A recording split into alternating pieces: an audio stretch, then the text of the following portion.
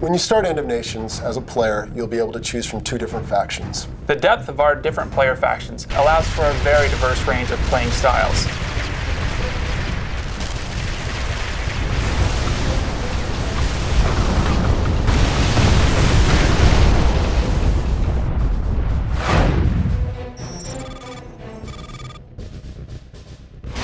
Well, the game takes place 50 years in the future. The world is basically on political and economical collapse. And up from this rises a group called Order of Nations, who starts passing out food, brings peace and security back to the people.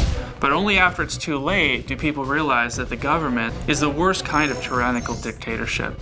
That's where these factions come in. These are organized groups fighting against the Order of Nations. The Liberation Front and the Shadow Revolution both have specific and very different views on how the world should look. The Shadow Revolution is comprised of ex-Order of Nations members. They liked the idea of bringing order to the world, but disagreed with how it was being done. They stole technology and they left the Order of Nations faction. When they have a conflict with the Order of Nations, they know the secret code that gets them in. So they're all about stealthing in, getting the job done, and then leaving. So it's about setting the battlefield up to your advantage, surprising the enemy, and then knocking them out.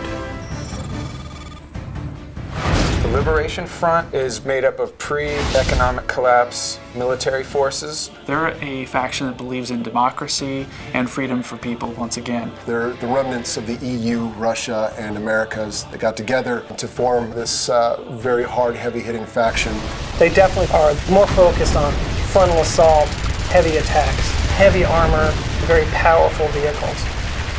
Essentially, we want both factions to have a great experience for years to come.